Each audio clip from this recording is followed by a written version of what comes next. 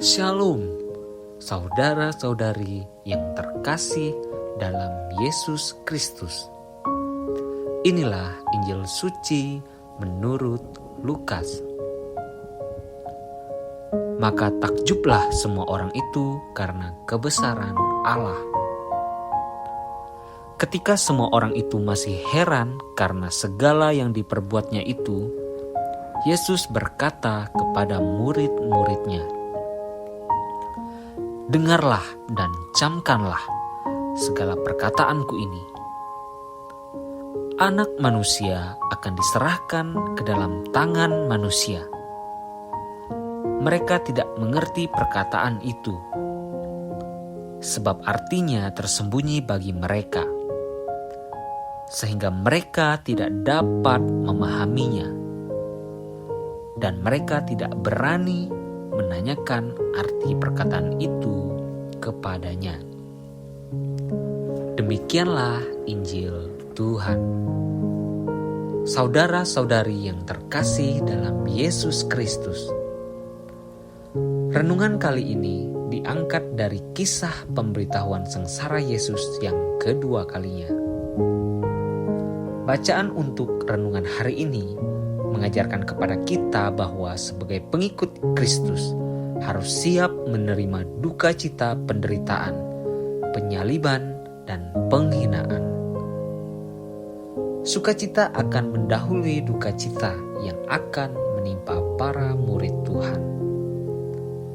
Mereka selalu senantiasa dinantikan dan dielukan oleh semua orang, oleh karena mereka ada di dekat Tuhan. Namun hari ini mereka diberitahukan soal bagaimana orang yang mereka kasihi itu akan pergi dan menderita, disalibkan, dihina, dan bahkan dibunuh. Yesus turun dari gunung.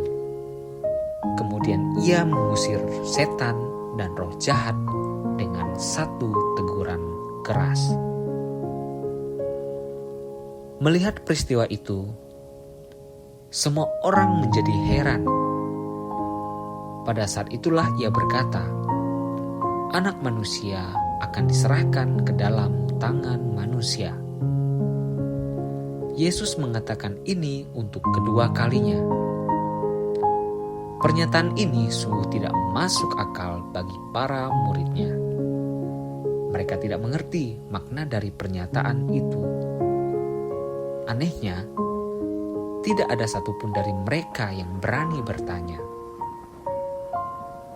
Kesannya perkataan itu berlalu begitu saja.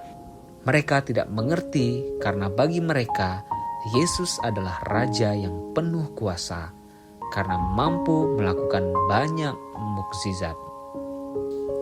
Para murid mungkin berpikiran bahwa Yesus adalah calon raja penguasa Israel yang akan mengembalikan masa keemasan Israel seperti pada zaman Daud.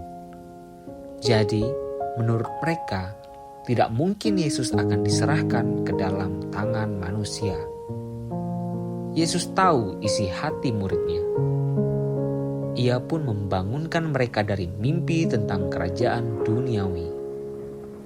Harapan akan kerajaan duniawi membuat mereka tidak memahami maksud perkataan Yesus.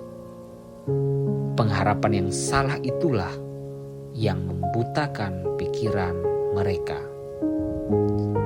Pengharapan sejati pengikut Yesus adalah kehidupan kekal di surga.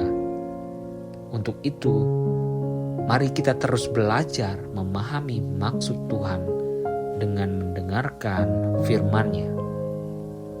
Firman inilah yang akan membentuk pengharapan, sehingga kita tidak lagi salah menilai tentang maksud dan tujuan Tuhan bagi kita. Kita pun sebagai umat Tuhan kini dipanggil untuk memahami apa maksud dari apa yang Yesus sampaikan. Kita pun sebagai umat Tuhan kini dipanggil untuk memahami apa maksud dari apa yang Yesus sampaikan.